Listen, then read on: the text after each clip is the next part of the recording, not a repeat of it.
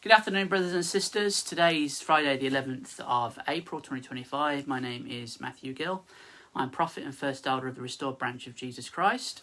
And I'm Philip Gill, and I'm the second elder of the Restored Branch of Jesus Christ. Today we're going to be talking about a unique character in the Chronicles of the Children of Aronek, Morion. So, we hope you enjoy it. Let's get to it.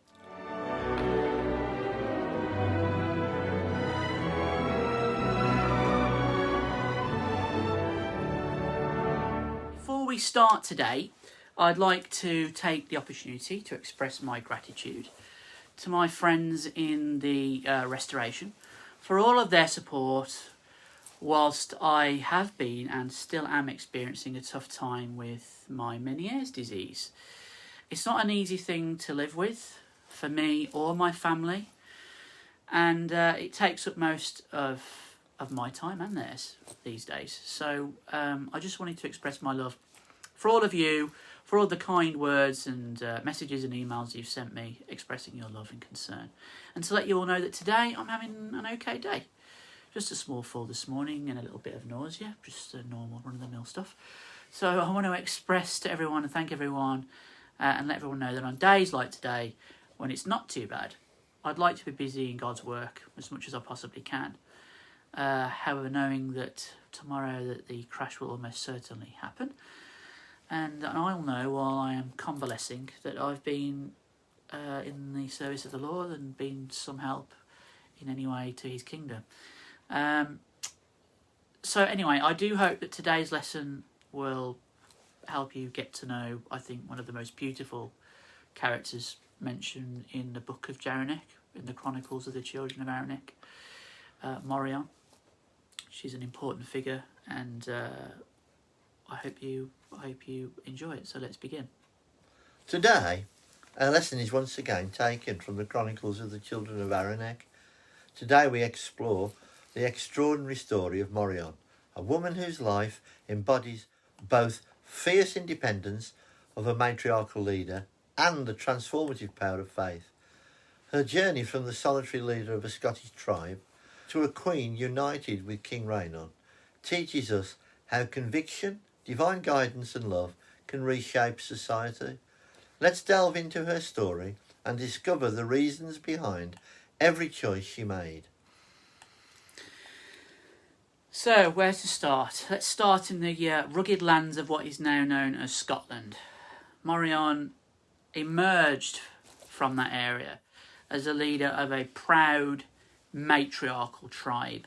Her people revered strength, wisdom and resilience, qualities that Morion embodied completely. But leadership, as we see in her story, comes with a profound responsibility. Though she was admired for her prowess in battle and her unwavering loyalty to her people, there was also a deep sense of isolation, not just for her but for her people. Morion's loneliness wasn't, however, a weakness. It was the catalyst for her inner search for a higher purpose. This reflection is important because it shows us that even the strongest people amongst us seek deeper meaning in life. Her early life as a tribal leader teaches us that true leadership often involves personal struggle, a need to look beyond immediate survival and consider the greater destiny of one's people. Everything changed when the children of Aronek entered her lands. They brought with them a message of loving, inclusive God, a radical idea for a society that had long associated divinity with the strength of its warriors. Initially, Morion was cautious. She had encountered many faiths before, but never one that recognised and uplifted the spirit of women. However, during a quiet moment by a river, she experienced a revelation. The Spirit of God spoke to her heart, affirming the missionary's message and revealing that her destiny was intertwined with this new faith. The pivotal moment is essential. It explains why Morion chose to leave the familiar world of her tribe. Her decision was not born out of rebellion, but from a deep internal conviction that the truth of this faith offered a more expansive purpose and protection for her and her people. So leaving behind her tribe was one of the most hardest decisions Morion had ever faced. But as she journeyed south with the missionaries and the people, she began to see the bigger picture, the realisation that her land, rich in history and spirit, was meant to be united. This journey transformed her, deepening her faith and broadening her vision. She learnt that her strength was not meant for isolation, but for forging connections that would bring lasting peace to her and her people. Her transformation illustrates that true leadership often requires stepping out of one's comfort zone by embracing new ideas and challenges. Doing this, Morion grew into a leader who could envision a united future, reflecting on how faith and openness to change are keys to personal and communal evolution. It's an interesting feature of the Restoration that sometimes we're afraid of change within the Restoration. We hold very close to our chest the things that we believe in organisationally, and we're very reluctant to accept things that would change the narrative. Morion's story is all about changing the narrative, changing the story, and that's why it's interesting from a Restoration point of view. Well, amidst her journey, fate led Morion to King Rainon, unlike any man she had ever encountered before. Rainon exuded a strength tempered with wisdom and compassion. Their initial encounters were filled with challenging debates and mutual respect, laying the foundation for a profound bond. For Morion, falling in love with Rainon was not simply a personal joy, it was the union of two powerful visions, both aimed at transforming their fractured land. Their relationship is a turning point.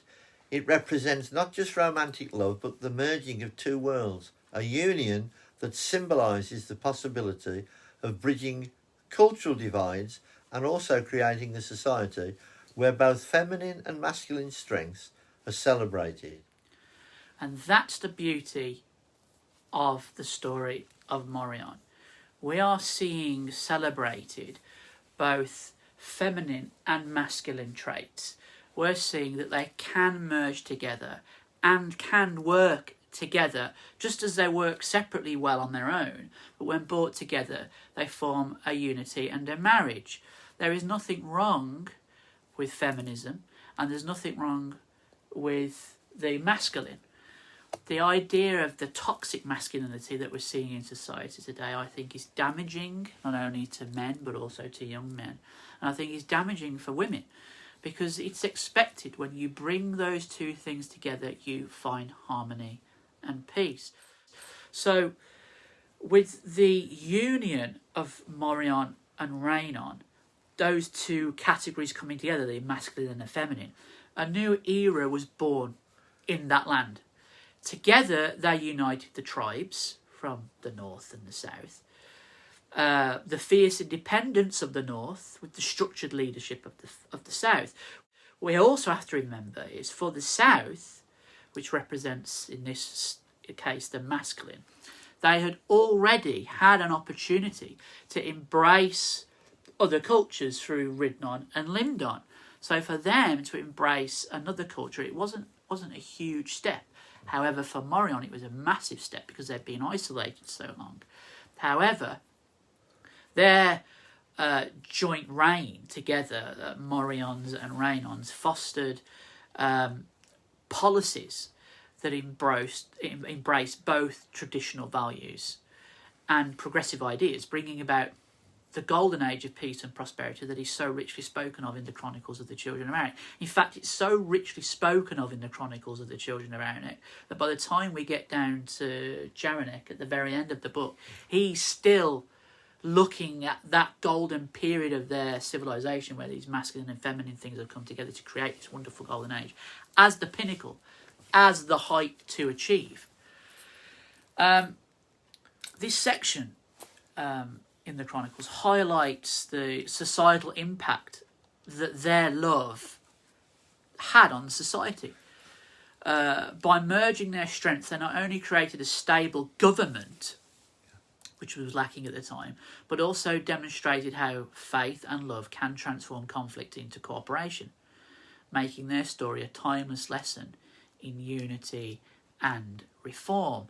We need to remember that the Restoration is all about unity, in fact, and without unity, the Restoration stumbles and stutters and starts, which is why I think the story of Morion is such a pivotal one. Morion's journey from a solitary leader to a queen, united with King Rhiannon, is a testament to the transformative power of faith, love and vision. Her story teaches us that every challenge can lead to a greater purpose if we remain true to our beliefs and open to change. What do you think was the most transformative moment in Morion's journey? So I want to take the opportunity to say thank you to Elder Gill for being here today to go over this character that is universally liked and loved by a lot of you out there who've expressed feelings, especially from a female perspective, that Morion is someone who you admire. If you found today's lesson inspiring, please like and subscribe and share it with others who believe in the power of transformation and unity, and there's lots of people out in the Restoration that do, so please share it far and wide. If you wish to ask us any questions about today's lesson or any questions relating to the Restored branch or the Chronicles of the Children of Aaron, you can email those questions to info@restoredbranch.com. You can also find us on Facebook, YouTube, obviously because you're watching this video. But I think the best place to find out information not only about the branch but also about the Chronicles is the branch website at www.restoredbranch.com. You'll find all the information you need there, stacks of videos. There's a section on the Chronicles, the Book of Mormon, and all the other wonderful things that the Restoration has to offer.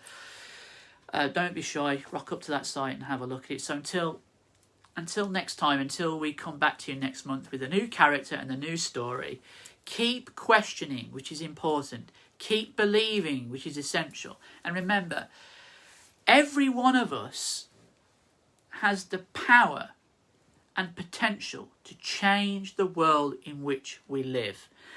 And I'm not just talking about the world that we live in. I'm talking about the Restoration world that we live in. We, each and every one of us, have the power to change that space.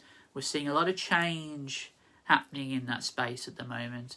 Whether that will serve to be good or whether that will serve to be ill, well, that's for history to make a judgment on down the road. But you have the power to make enormous amounts of change. So until next time, stay safe, be kind and respectful to one another, and we will see you next month with a new character. Stay safe and God bless.